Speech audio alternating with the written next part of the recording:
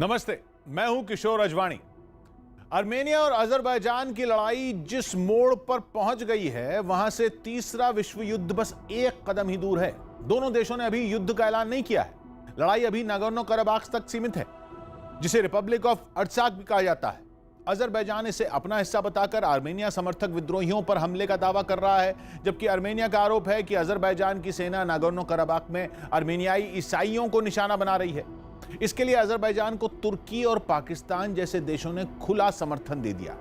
तुर्की की सरकार अजरबैजान की तरफ से लड़ने के लिए सीरिया के कट्टरपंथियों और आईएसआईएस के आतंकियों की टोली लगातार भेज रही। तुर्की की सीमा एक तरफ सीरिया से जुड़ी हुई है, दूसरी तरफ अजरबैजान से। अजरबैजान के 90% से ज्यादा लोग खुद को अजरी कहते हैं। उनकी जड़ें तुर्की के मुस्लिम समुदाय से जुड़ी हुई। इसी धार्मिक आधार पर तुर्की की सरकार अजरबैजान को अपना भाई और आर्मेनिया को दुश्मन बता रही है। पश्चिम एशिया के हालात पर नजर रखने वाली वेबसाइट अल मॉनिटर के मुताबिक तुर्की अब तक सीरिया से 4-5 हजार लड़ाकों को अजरबैजान भेज चुका है। इनमें सीरिया के विद्रोही भी हैं और आईएस के वो आतंकी भी जो बगदादी के मरने के बाद लावारिसों की तरह भटक रहे थे। उन आतंकियों को अब आर्मेनिया के खिलाफ जिहाद के नाम पर अजरबैजान भेजा जा रहा है। अल मॉनिटर ने सीरिया से अजरबैजान गए आतंकियों से बातचीत का दावा किया और यह बताया कि तुर्की इन भाड़े के लड़ाकों को $1,500 यानी भारतीय रुपयों में करीब 1.25 लाख रुपए तक दे रहा है। बगदादी गिरोह के आतंकियों को यह कहकर भड़काया जा रहा है कि अजरबैजान जाकर वो आर्मेनिया के साथ ही रूस को भी सबक सिखा सकते हैं, जो सीरिया में बशर अल असद के साथ मिलकर विद्रोहियों पर बम बरसाता रहा है। आर्मेनिया और अजरबैजान की लड़ाई सीधे सीधे धार्मिक रंग में रंगती जा रही है। अजरबैजान को तुर्की और पाकिस्तान का समर्थन मिलता दिखा। अमेरिका और यूरोप के देशों के लोग आर्मेनिया के समर्थन में लामबंद होने लगे। आर्मेनिया के मीडिया के मुताबिक वहां यूरेशियन इंटर गवर्नमेंटल काउंसिल की बैठक चल रही है, जिसमें आर्मेनिया के साथ ही रूस, कजाकिस्तान, किर्गिस्तान और बेलारूस भी शामिल है। दूसरी ओर अजरबैजान के खिलाफ जंग लड़ने के लिए अमेरिका में रहने वाले आर्मेनिया के लोग भी अपने देश लौटने लगे। आर्मेनिया के रक्षा मंत्रालय की agency Armenian unified info centre का दावा है कि बीते 24 घंटों में नागोर्नो कराबाख के 26 सैनिक मारे गए, जबकि अजरबैजान के 300 से ज्यादा सैनिकों की जान गई। वहां हालात और बिगड़ने की आशंका जताई जा रही है, क्योंकि तुर्की के इशारे पर बगदादी के आतंकी भी जंग की आग में जिहाद का बारूद झोंकने के लिए अजरबैजान पहुंच चुके हैं।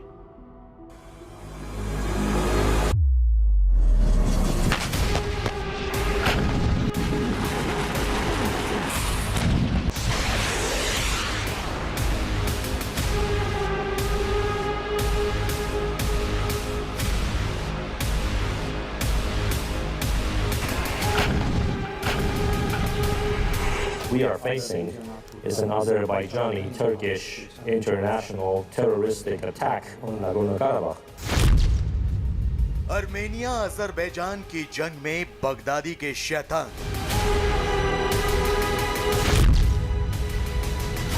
अजरबैजान की ओर से लड़ते आईएसआईएस का खतरनाक plan. Fighters have left the theatre of operations, fighters of jihadist groups passing through Gaziantep to join the theatre of operations in Nagorno-Karabakh. This is a new, very serious fact.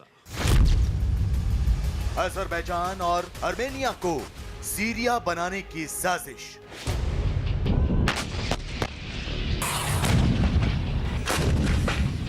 जमीन से आसमान में rocket दागे जा रहे हैं। ऐसा लग रहा है जैसे शोलों की बरसात हो रही हो। अजरबैजान के लड़ाकू विमान को मार गिराने के लिए आर्मेनिया ये रॉकेट दाग रहा है। जमीन के टुकड़े के लिए दो देशों के बीच छिड़ी ये जंग कितनी भयंकर होती चली जा रही है, ये तस्वीरें उसकी तस्दीक करने के लिए काफी है। विवादित क्षेत्र नागोर्नो काराबाख के लिए आर्मेनिया और अजरबैजान की ओर से लगातार खतरनाक हथियारों का इस्तेमाल हो रहा है। बम बरसाए जा रहे हैं, मिसाइलें दागी जा रही हैं। तो इससे भी ज्यादा खतरे का सबब ये कि इस लड़ाई में आईएसआईएस आतंकियों के शामिल होने के बाद हालात बद से बदतर होते चले जा रहे हैं। तुर्की की शहर पर लगातार आईएसआईएस के लड़ाके आर्मेनिया पहुंच रहे हैं। इनकी तादाद सैकड़ों में है और इनका मकसद है धावा बोलना आर्मेनिया पर। बगदादी की ये ब्रिगेड न सिर्फ उस इलाके पर हमला करना चाहती है बल्कि पूरे इलाके पर कब्जा भी करना चाहती है। अजरबैजान और आर्मेनिया की लड़ाई तो सिर्फ एक जरिया है। आईएसआईएस के आतंकी इस पूरे इलाके में अपना वर्चस्व कायम करना चाहते हैं। वो यहां सीरिया की तरह काला झंडा फहराना चाहते हैं और खतरे का सबब ये कि नेटो देशों में शामिल तुर्की आईएसआईएस का समर्थन कर रहा है। वो तुर्की ही है जो आईएसआईएस के लड़ाकों को अजरबैजान की ओर से जंग लड़ने के लिए तैयार कर रहा है। इस्लामिक आतंकवाद के पर्याय बन चुके सबसे खतरनाक दहशतगर्दों को अजरबैजान आने का न्योता दे रहा है। यकीन नहीं आता तो गौर से सुनिए इस मौलाना की तकरीर जो सीरिया की जमीन से आर्मेनिया को ललकार रहा है। आईएसआईएस लड़ाकों को अजरबैजान की ओर से लड़ने की ताकीद कर रहा है। इन्ना उम्मतन अल-आन तुम्तहनु फी शर्क़िहा वल मग़रिबैन व इन्ना मअरकतन अल-आन फी अज़रबैजान। इस मौलाना की बातों से साफ है कि बगदादी ब्रिगेड आर्मेनिया और अजरबैजान को सीरिया बनाने की फिराक में है। तो जो खबरें सामने आ रही हैं उसके मुताबिक अजरबैजान के खिलाफ जंग लड़ने के लिए तुर्की आईएसआईएस के आतंकियों को लाखों रुपए की सैलरी दे रहा है। इन आतंकियों को सीरिया और लीबिया से नागोर्नो काराबाख रवाना किया जा रहा है। सितंबर के महीने में ही हजारों की तादाद में आईएसआईएस आतंकी नागोर्नो काराबाख पहुंच चुके थे। अब इन आतंकियों की संख्या बढ़ाई जा रही है ताकि ईसाई मुल्क आर्मेनिया को पराजित किया जा सके। खास बात यह कि तुर्की के साथ पाकिस्तान भी आईएसआईएस आतंकियों को अजरबैजान भेजने में मदद कर रहा है। The Turkish government asked the Free Syrian Army to intervene in Azerbaijan. Our battalion was asked to provide 200 to 300 people to go to Azerbaijan. They told me I would earn a salary between $1,300 to $1,800. इस आतंकी का कबूलनामा तुर्की और पाकिस्तान की काली करतूत का भंडाफोड़ करने के लिए काफी है। वैसे फ्रांस के राष्ट्रपति इमैनुएल मैक्रों ने भी कुछ दिनों पहले ही इस जंग में आईएसआईएस के आतंकियों को शामिल किए जाने पर अजरबैजान के साथ साथ तुर्की को आगाह किया था। लेकिन तुर्की अब भी अपनी हरकतों से बाज नहीं आ रहा। वो लगातार आईएसआईएस आतंकियों को अजरबैजान पहुंचा रहा है। We have information that indicates with certainty that Syrian fighters have left the theatre of operations, fighters of jihadist groups passing through Gaziantep to join the theatre of operations in Nagorno-Karabakh. This is a new, very serious fact that is game-changing.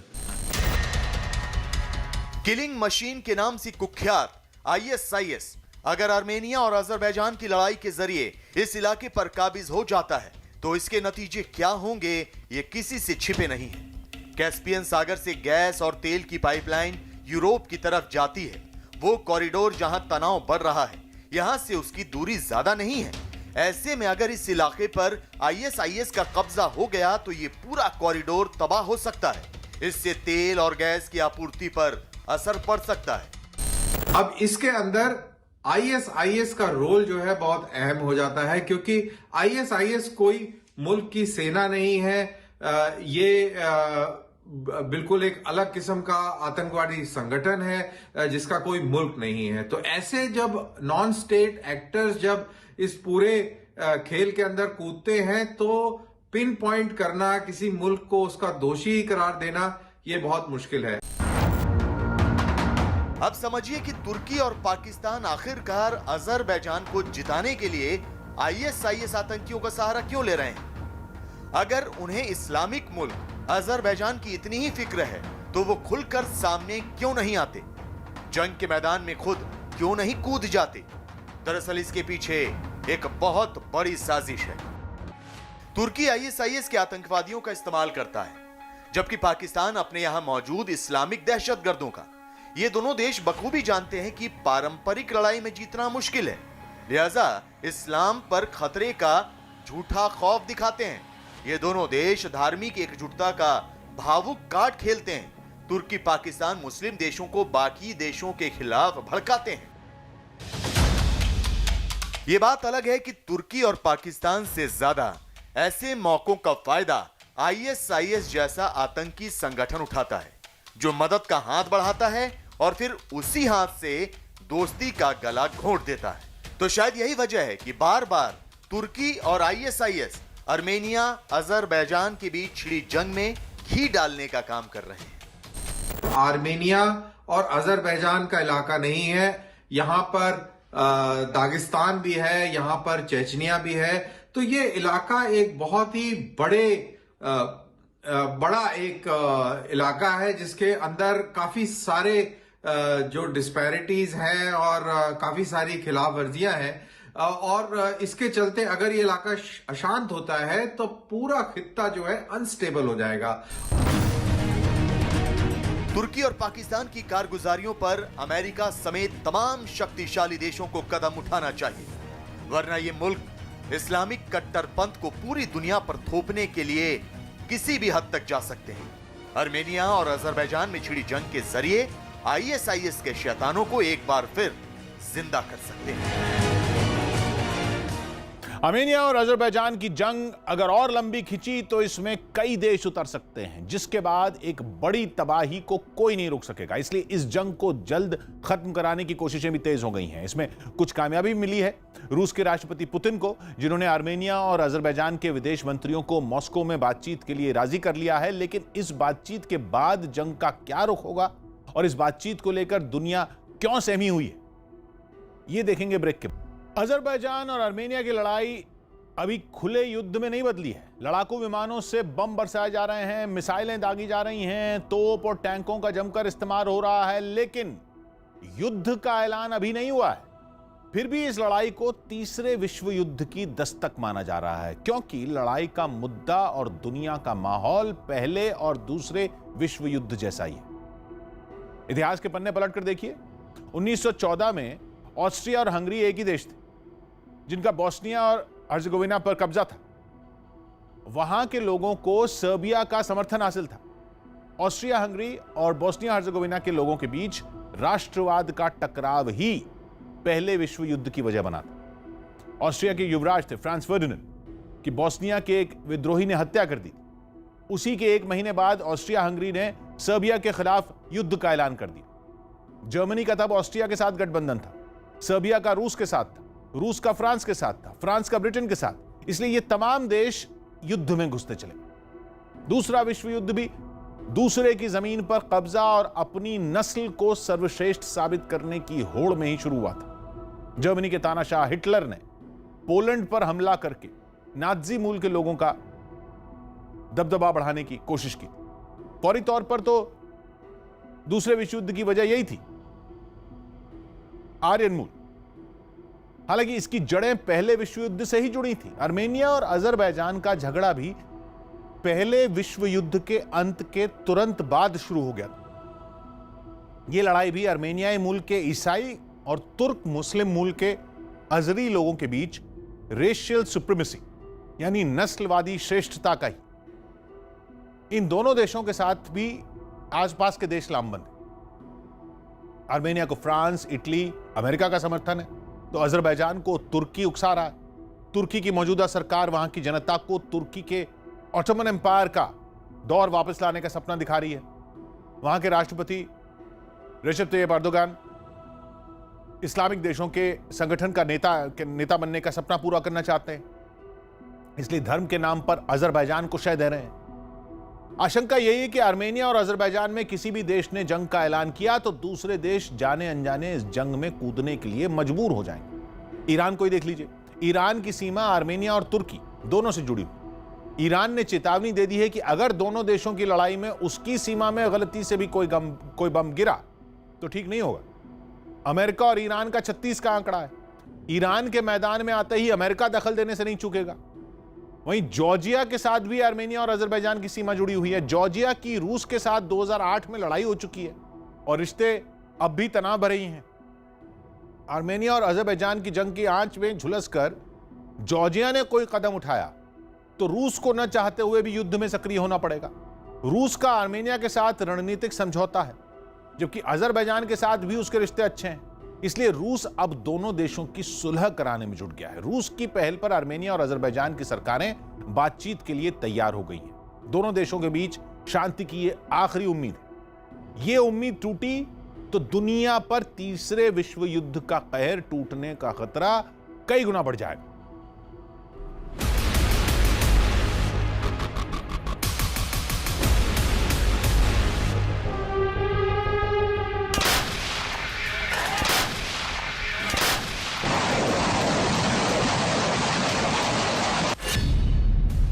Armenia Azerbaijan की जंग कब थमेगी?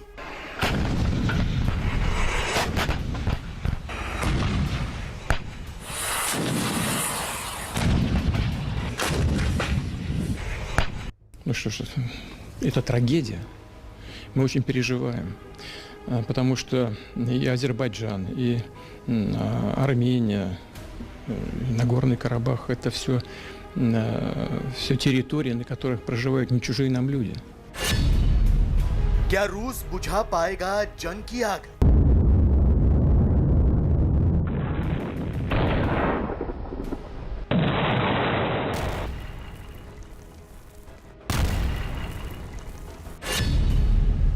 क्या हाथ मिलाएंगे Armenia और Azerbaijan?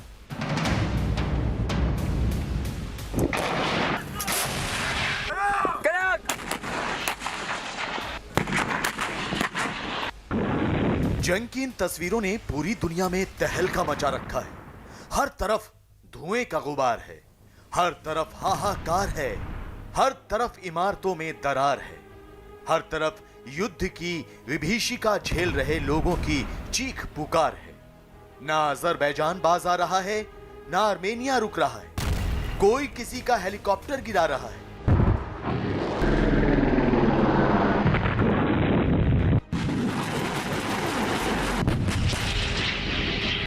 कोई किसी का गिरजाघर तबाह कर रहा है।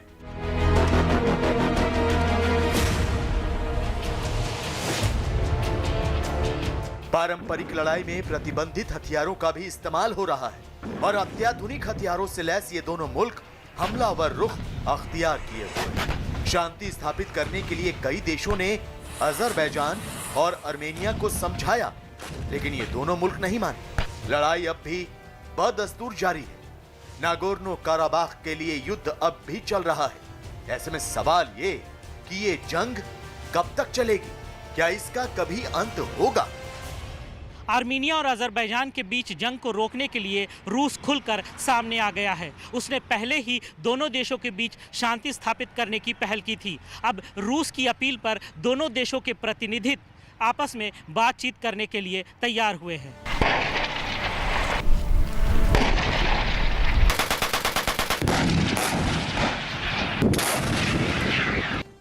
अजरबैजान और आर्मेनिया के बीच 1994 के बाद सबसे ज्यादा खराब हालात हैं। मौजूदा संघर्ष में सैकड़ों लोग मारे जा चुके हैं। आशंका तो यहां तक जताई जा रही है कि मौतों का आंकड़ा हजारों में है। दोनों देश न सिर्फ संघर्ष विराम का उल्लंघन कर रहे हैं, बल्कि घातक हथियारों का इस्तेमाल भी शुरू कर दिया है। रिहायशी इलाकों पर दोनों देश बारूद बरसा रहे हैं। ऐसे में अंतर्राष्ट्रीय नेताओं ने बार बार लड़ाई को फौरन रोकने की अपील की, मगर तुर्की की कारगुजारियों की वजह से जंग की ज्वाला भड़कती चली गई। ऐसे में रूस को सामने आना पड़ा। रूस ने न सिर्फ तुर्की को चेतावनी दी, बल्कि अजरबैजान और आर्मेनिया से भी फौरन युद्ध रोकने का आह्वान किया। अब जो खबरें सामने आ रही हैं, उसके मुताबिक रूस ने दोनों देशों के विदेश मंत्रियों को बातचीत के लिए मॉस्को बुलाया है। खुद राष्ट्रपति व्लादिमीर पुतिन ने अजरबैजान और आर्मेनिया के विदेश मंत्रियों को निमंत्रण भेजा है। व्लादिमीर पुतिन ने आर्मेनिया और अजरबैजान के प्रधानमंत्रियों से फोन पर बात भी की है। This morning, President Putin said that he wants to see a ceasefire for humanitarian reasons. He'd like to see an exchange of prisoners, an exchange of bodies of the dead left on the battlefield. So the Russians are very keen. Armenia में ईसाई बहुसंख्यक है, जबकि Azerbaijan मुस्लिम बहुल। रूस और NATO संगठन के सदस्य देश अर्मेनिया अजरबैजान से संघर्ष विराम की अपील कर रहे हैं, लेकिन सबसे बड़ा रोड़ा तुर्की है, जो हर बार खुलकर अजरबैजान का साथ देने की बात कर रहा है। लिहाजा यह समझना भी जरूरी है कि तुर्की अजरबैजान के लिए पूरी दुनिया के सामने खुद को विलेन क्यों साबित कर रहा है। दरअसल तुर्की ने सबसे पहले अजरबैजान को राष्ट्र के तौर पर मान्यता दी थी। ऊर्जा संसाधनों के लिए तुर्की को अजरबैजान की दोस्ती जरूरी है। यही नहीं, तुर्की में अजरबैजान का बहुत बड़ा निवेश भी है। तुर्की और अजरबैजान के बीच सैन्य साझेदारी का इतिहास भी पुराना है। दोनों देश कई बार संयुक्त सैन्य अभ्यास भी कर चुके हैं। ऐसे में तुर्की को रोकने के लिए रूस सामने आया है। रूस ने तुर्की को सीधे तौर पर समझा दिया है कि अगर वो इस शांति समझौते में बाधा बना तो अंजाम बुरा भी हो सकता है। लिहाजा उम्मीद जताई जा रही है कि अर्मेनिया और अजरबैजान की जंग बहुत जल्द खत्म हो जाएगी। रशिया का सॉफ्ट पावर बहुत ही स्ट्रांग है, तो रशिया ने जब इन दोनों मुल्कों के नुमाइंदों को अपने मुल्क में बुलाया है और बातचीत करने की पेशकश करी है, तो मेरे को पूरा विश्वास है कि अमेरिका रशिया के चलते ये जो वार्ता है ये सफल होगी और यहां पर शांति स्थापित होगी। दरअसल रूस नहीं चाहता कि अर्मेनिया को किसी भी तरह का नुकसान पहुंचे और इस इलाके में ISIS जैसे इस्लामिक चरमपंथी संगठनों का वर्चस्व कायम है। हालांकि अर्मेनिया और रूस की सीमाएं तो नहीं लगती, लेकिन अर्मेनिया रूस का करीबी दोस्त है। काला सागर और कैस्पियन सागर के बीच कॉकेशस इलाके में अर्मेनिया रूस की सैन्य साझेदारी भी है। इस इलाके में रूस का एक बड़ा सैन्य अड्डा है। नागोर्नो काराबाग के पश्चिम से 200 किलोमीटर दूर और तुर्की की सीमा से सिर्फ 10 किलोमीटर दूर रूस के इस सैन्य अड्डे में करीब 3000 सैनिक हैं। मतलब यह कि रूस चाहे तो इस जंग में कभी भी शामिल होकर अजरबैजान को घुटनों पर ला सकता है, तुर्की को सबक सिखा सकता है। लेकिन फिलहाल रूस लड़ाई में ना उलझकर शांति की बात कर रहा है और उसकी इस पहल में फ्रांस भी उसका साथ दे रहा है। अब जरूरत है तो सिर्फ तुर्की जैसे मुल्क पर नकेल कसने की। ISIS को सपोर्ट तुर्की कर रहा है और तुर्की जो है नेटो का सदस्य है, तो उसको नेटो से निकाल नहीं देना चाहिए। बिल्कुल वाजिब चीज है, लेकिन तुर्की भी यही चाह रहा है कि उसको नेटो से निकाल दिया जाए, क्योंकि जैसे ही वो तुर्की को नेटो से निकाला जाएगा तो एर्डोगान जो है एक हीरो बन के निकलेंगे और उसकी जो पकड़ है तुर्की की जो पॉलिटिक्स के ऊपर वो और मजबूत हो जाएगी। तुर्की की तरफ से अजरबैजान को मिल रहे समर्थन ने माहौल गर्मा दिया था। ऐसा लग रहा था कि अंकारा और मॉस्को के बीच भी युद्ध छिड़ सकता है, लेकिन रूस की पहल के बाद ऐसी आशंकाएं अब दम तोड़ती दिख रही हैं। अब उम्मीद ये कि बहुत जल्द अर्मेनिया और अजरबैजान के बीच चल रही जंग खत्म हो जाएगी।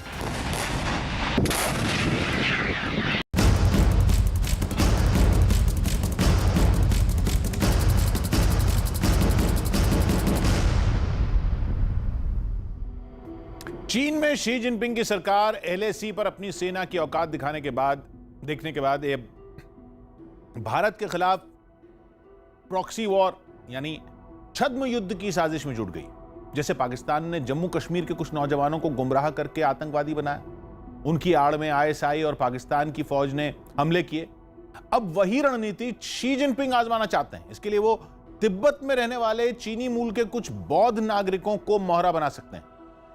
खबर है कि चीन की सेना में तिब्बत के ऐसे नौजवानों को छोटे मोटे काम के नाम पर भर्ती किया जा रहा है जो भारत में घुसपैठ करके यहां रहने वाले तिब्बती बौद्धों के बीच आसानी से घुल मिल जाए।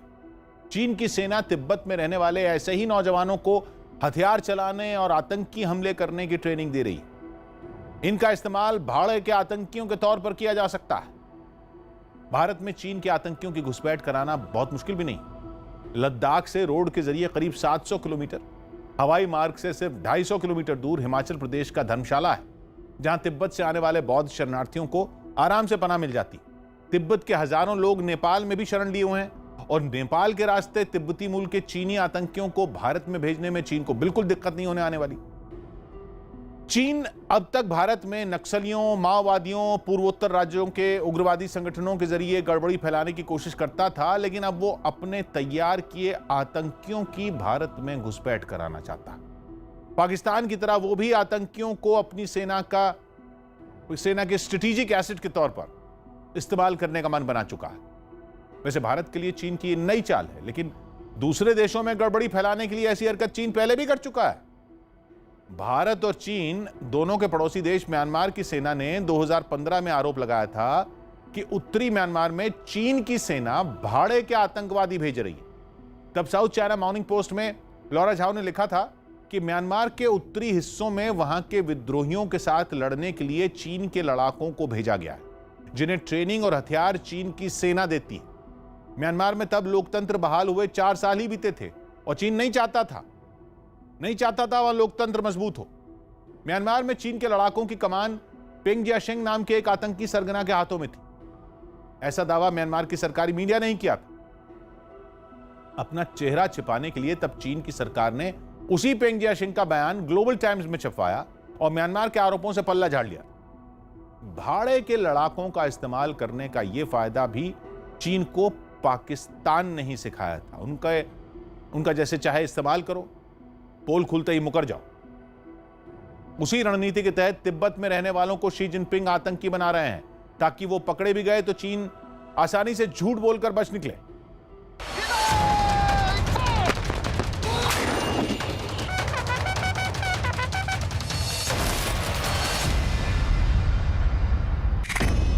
भारत से बार बार हारकर बौखलाया चीन।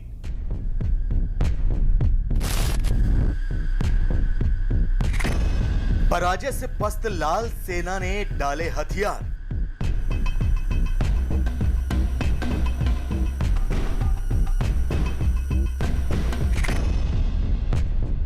पाकिस्तान की राह पर चला हार से हताश चीन।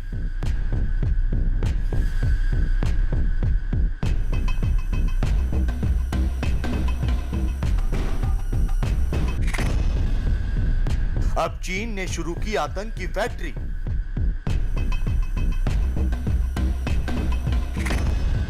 हाफिज और मसूद जैसे आतंकी बनाने में जुटा चीन।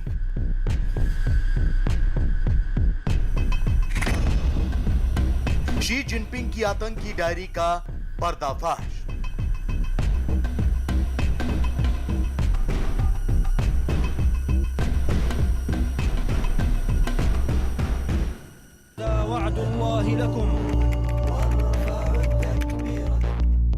चीन ने एलएसी पर भारत की जमीन पर कब्जा करने के लिए हर हथकंडा अपनाया। एक के बाद एक हमले किए, लेकिन हर बार उसे मुंह की खानी पड़ी। लगातार हार से चीन की लाल सेना अब पूरी तरह से पस्त हो चुकी है। लद्दाख से लेकर अरुणाचल प्रदेश तक चीन की सेना में अब भारत से उलझने की ना तो हिम्मत बची है और ना ही ताकत।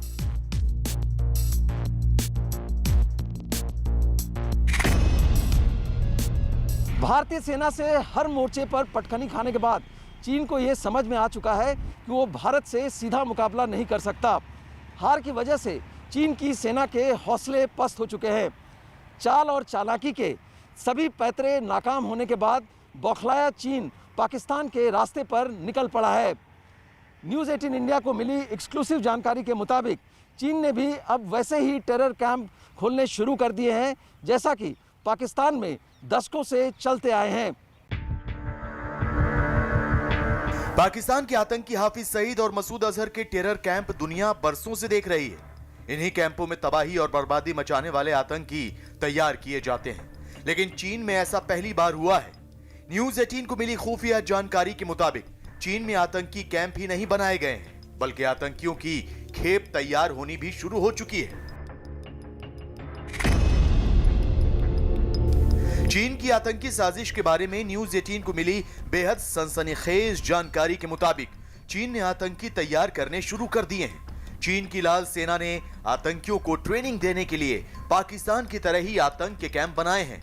इन कैंपों में बड़ी संख्या में आतंकियों को ट्रेनिंग देने का काम भी शुरू हो चुका है। खुफिया जानकारी के मुताबिक ये आतंकी भारत के खिलाफ तैयार किए जा रहे हैं और चीन की सेना आतंकियों को हथियार और गोला बारूद चलाना सिखा रही है।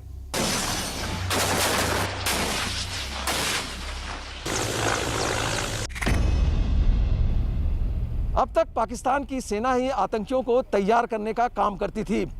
पाकिस्तान में सेना के अफसर हाफिज और मसूद जैसे आतंकियों के कैंप में जाकर ट्रेनिंग दिया करते थे, लेकिन चीन के पास ना तो हाफिज और ना ही मसूद जैसा आतंकी है और ना ही किसी आतंकी का टेरर कैंप। इसलिए चीन के आतंकी फैक्ट्री के काम करने का तरीका पाकिस्तान के आतंकी फैक्ट्री से हटकर है। चीन में आतंकी बनाने के लिए पहले युवाओं की सेना में भर्ती की जाती है। ये भर्तियां कुक, ड्राइवर और टेक्नीशियन के तौर पर की जाती है और सभी भर्तियां कॉन्ट्रैक्ट पर होती हैं, जिसके बाद युवाओं को चीन की सेना आतंक की ट्रेनिंग देती है। इस तरह ट्रेनिंग के दौरान तो वो शख्स सेना का कर्मचारी होता है, लेकिन ट्रेनिंग पूरी होते ही कॉन्ट्रैक्ट खत्म कर दिया जाता है और फिर प्रशिक्षित आतंकी सेना के इशारे पर आतंकी वारदात को अंजाम देता है। चीन में शुरू हुई इस आतंक की पाठशाला का सबसे डरावना पहलू यह है कि चीन की सेना आतंकियों की बटालियन भारत के खिलाफ इस्तेमाल करने के लिए तैयार कर रही है।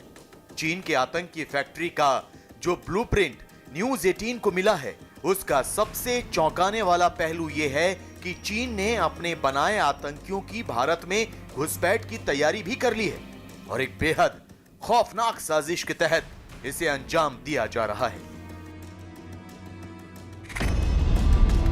इस साजिश को इसलिए खौफनाक कहा जा रहा है क्योंकि पर्दे के पीछे जो तैयारी है उसके मुताबिक लद्दाख में जम्मू कश्मीर जैसे हालात बनाने का मंसूबा बनाया गया है। चीन लद्दाख को आतंक की आग में झोंकना चाहता है। इसके लिए चीन मूल के तिब्बती बौद्धों को ट्रेनिंग दी जा रही है। ये ट्रेनिंग चीन की सेना दे रही है और ट्रेनिंग के बाद इन लोगों को लद्दाख में आतंक की साजिशों को अंजाम देने के लिए भेजा जाएगा। इसके लिए घुसपैठ का सहारा लिया जाएगा।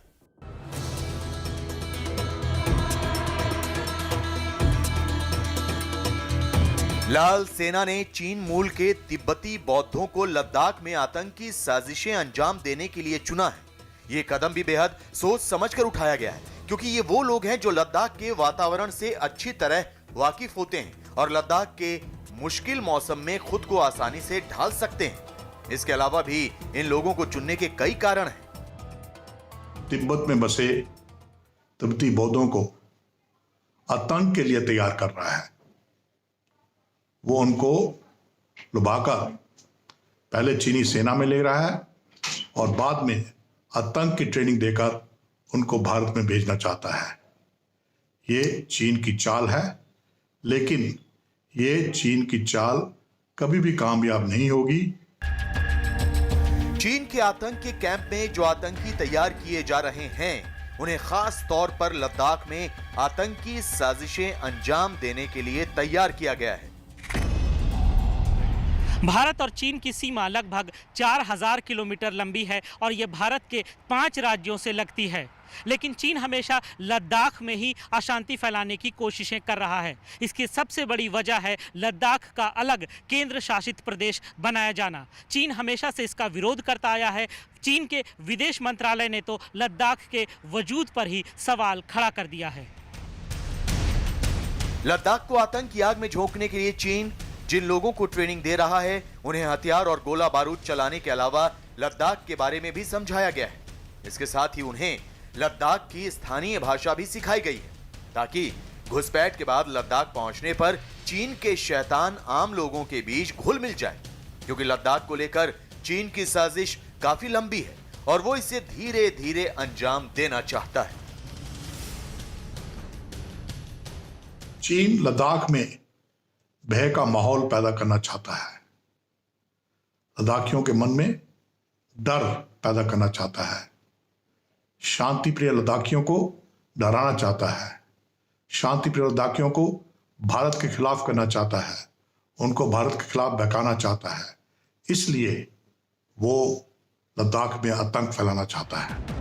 चीन एक तरफ तो चीन मूल के तिब्बती बौद्धों को भारत के खिलाफ आतंक फैलाने के लिए तैयार कर रहा है, तो दूसरी ओर उसने तिब्बत मूल के लोगों पर जुल्म भी बढ़ा दिए हैं और अब चीन ने तिब्बत मूल के लोगों की पहचान मिटाने का काम शुरू कर दिया है। इसके लिए चीन की सेना ने तिब्बत में नियुक्ति के नियम बदल दिए हैं। अब नए नियमों के मुताबिक तिब्बत के लोगों की डरा धमकाकर भर्ती की जा रही है और उन्हें मजदूरी के काम में लगाया जा रहा है। इसके साथ ही चीन की सेना ने तिब्बत में लोगों की जमीन पर कब्जा करना शुरू कर दिया है। यही नहीं, सेना तिब्बत मूल के लोगों के घर तक हड़प कर उन्हें जमींदोज कर रही है। इसके बाद लोगों को दिहाड़ी मजदूर बना दिया जाता है, जिनके रहने के लिए कैंप बनाए गए। लेकिन हकीकत यह है कि ये कैंप डिटेंशन सेंटर की तरह काम करते हैं। जब से भारत ने तिब्बत का मुद्दा अंतर्राष्ट्रीय स्तर पर उठाया है, तिब्बत के लोगों का हौसला बढ़ा है, लेकिन इससे चीन बौखलाया हुआ है। चीन अपनी ताकत के जरिए तिब्बत के लोगों की आवाज़ को दबाना चाहता है। चीन तिब्बत के लोगों को बेघर कर उनके लिए कैंप बनाने की शुरुआत भी कर चुका है। शिनजियांग प्रांत में यही तरीका विगर मुसलमानों के खिलाफ चीन अपनाता रहा है, जिस तरीके से अब वो तिब्बत की आवाज़ को दबाना चाहता है। चीन की लद्दाख में आतंकी भेजने की तैयारी हो या फिर तिब्बत की जनता पर जुल्म, दोनों से ही ये जाहिर हो जाता है कि चीन ने ये मान लिया है कि वो भारत से सीधा मुकाबला नहीं कर सकता। लिहाजा उसने पीछे से वार करने के हथकंडे अपनाने शुरू कर दिए हैं। लेकिन भारत की कूटनीति और सेना की जाबाजी से वो काफी डरा हुआ भी है।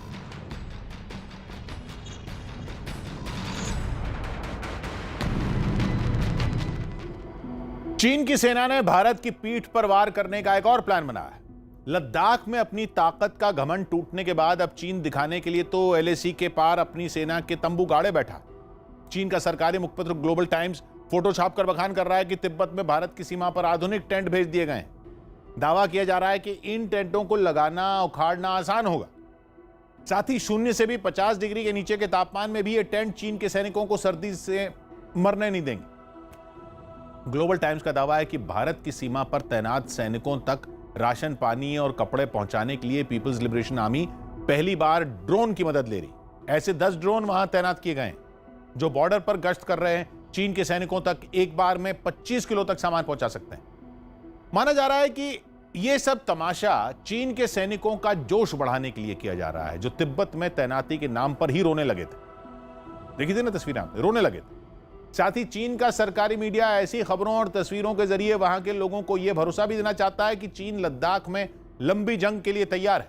हालांकि जानकार मानते हैं कि यह चीन का फरेब है। वो एलएसी पर तनाव दिखाकर एलओसी की तरफ से पीठ पर वार करने की तैयारी भी कर रहा है। खबर है कि इसी मकसद से चीन ने पाकिस्तान के कब्जे वाले कश्मीर यानी पीओके में अपना मिसाइल सिस्टम तैयार कर रखा। चीन और पाकिस्तान की सेना साथ मिलकर मिसाइल कंट्रोल रूम बना रही, जहां जमीन से हवा में मार करने वाली मिसाइलें तैनात होनी। चीन की सेना एक मिसाइल कंट्रोल रूम पीओके में पाकिस्तानी सेना के ब्रिगेड हेडक्वार्टर्स में भी बनाया गया, जहां चीन की सेना के 3 अफसरों समेत 10 जवानों को तैनात करने की तैयारी है। हालांकि इन तैयारियों पर चीन के सैनिकों को ही भरोसा नहीं हो रहा, क्योंकि पिछले 40 साल में उनके पास जंग लड़ने का कोई अनुभव नहीं है। चीन की सेना ने सिर्फ युद्ध अभ्यास किया है, युद्ध नहीं किया है, जिसे मिलिट्री की भाषा में वॉर गेम्स, युद्ध का खेल कहा जाता है। चीन के सैनिकों को अंदाजा है कि वॉर गेम और असली युद्ध में जमीन आसमान का अंतर होता है। चीन की सेना ने जिन हथियारों से युद्ध अभ्यास किया है, उनकी क्षमता पर भी किसी को भरोसा नहीं है। चोरी की तकनीक से बने चीन के टैंक और मिसाइलें कब गच्चा दे जाएं, ये कोई नहीं जानता।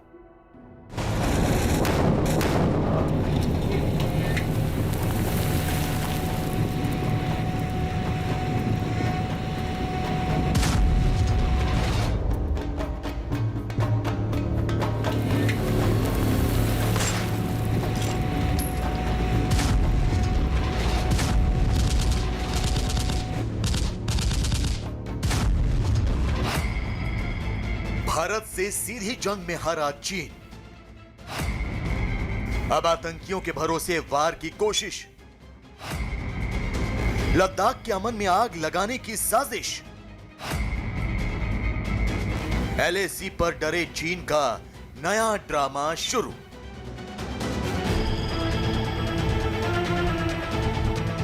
चीन ये मान चुका है कि अब एलएसी पर भारत के साथ उलझना उसे महंगा पड़ सकता है।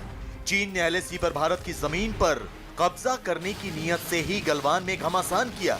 यहां बुरी तरह पिटने के बाद उसने लद्दाख के आसपास के इलाकों में घुसपैठ करने की कोशिश की, लेकिन चीन की चाल उल्टी पड़ गई और वो अपने ही बनाए जाल में उलझता चला गया।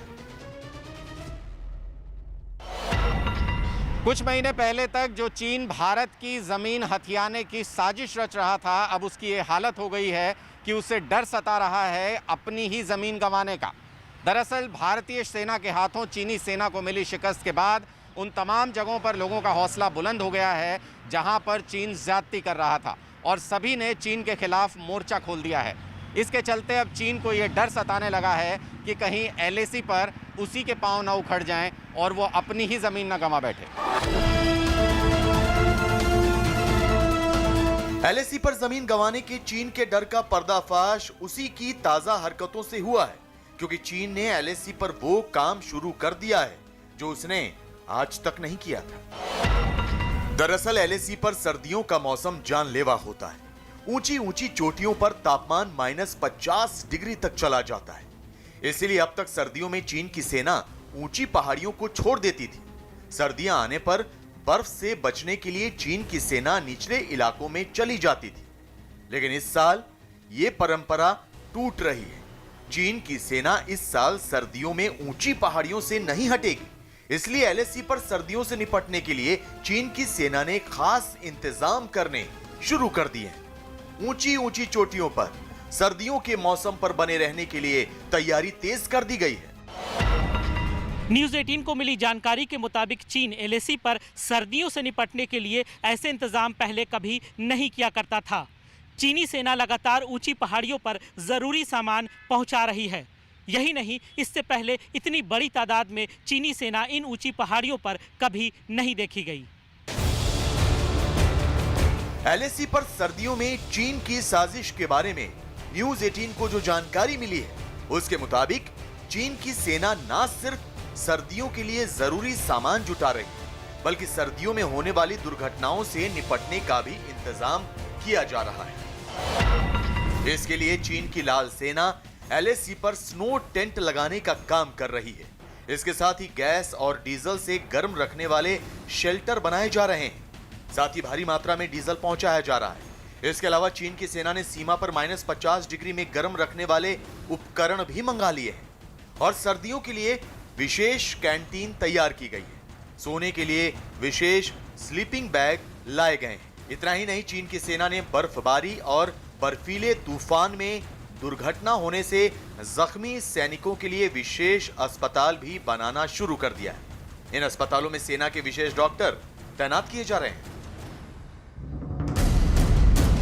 LAC पर चीन की ये तैयारियां बता रही हैं कि वो काफी डरा हुआ है।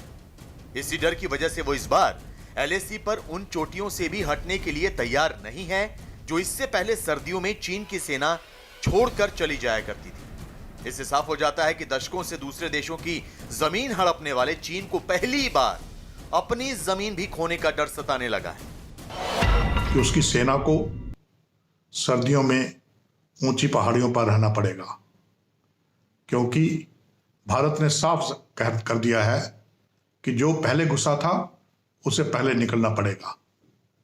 लेकिन चीन अपनी जिद पर अड़ा हुआ है। चीन चाहता है कि भारत दक्षिणी पुआंगशोर के इलाके से पहले हटे, लेकिन भारत इसके लिए तैयार नहीं है। इसीलिए चीन अपनी सेनाओं को सर्दियों में इस इलाके में रहने के लिए तैयार कर रहा है। चीन LAC पर सर्दियों से निपटने वाले सामान तो तेजी से जमा कर ही रहा है। इसके साथ ही चीन की सेना LAC पर निगरानी करने वाले उपकरण भी लगा रही है, क्योंकि उसे मालूम है कि सर्दियों में भारी बर्फबारी होने पर उसके सैनिक कैंप से बाहर भी नहीं निकल पाएंगे। इसके लिए चीन की सेना LAC पर ऊंची ऊंची चोटियों पर जगह जगह कैमरे लगा रही है। साथ ही बड़ी संख्या में सैटेलाइट फोन भी मंगाए गए हैं। इसके अलावा चीन की सेना LAC पर कई जगहों पर रडार भी लगा रही है। चीन के डर का अंदाजा इसी बात से लगाया जा सकता है कि लाल सेना ने LAC पर एयर डिफेंस सिस्टम भी लगाने की शुरुआत कर दी है। LAC पर चीन की ये तैयारियां बता रही हैं कि या तो वो बेहद डरा हुआ है या फिर वो भारत पर दबाव बढ़ाने की कोशिश कर रहा है। चीन निगरानी के उपकरण भारतीय सेना के ऊपर निगरानी रखने के लिए लगा रहा है। उसे डर है कि कहीं भारतीय सेना युद्ध की तैयारी न कर रही हो, कहीं भारतीय सेना चीन पर आक्रमण करने की तैयारी न कर रही हो।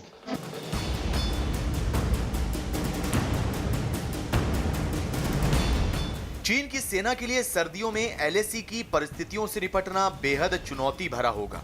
इसीलिए वो तकनीक और उपकरणों का ज्यादा से ज्यादा सहारा ले रहा है। इसके बावजूद चीन के सैनिक डरे हुए हैं, क्योंकि वो जानते हैं कि चीन के उपकरण कभी भी सही ढंग से काम नहीं करते और वो जरूरत पड़ने पर हमेशा ही धोखा देते हैं। इसकी ताजा मिसाल है पाकिस्तान को दिया गया चीन का एयर डिफेंस सिस्टम। जी हां, चीन ने पाकिस्तान को 9 एयर डिफेंस सिस्टम दिए थे। 2017 में चीन और पाकिस्तान के बीच LY-80 एयर डिफेंस सिस्टम का सौदा हुआ था। ये सिस्टम 2017 और 2018 में अलग अलग जगहों पर लगाए गए, लेकिन महज 3 साल में ही पाकिस्तान में लगे आधे एयर डिफेंस सिस्टम खराब हो गए। अब पाकिस्तान इन्हें चीन से दुरुस्त करने की गुहार लगा रहा है, लेकिन चीन ने पाकिस्तान की बात को अनसुना कर दिया।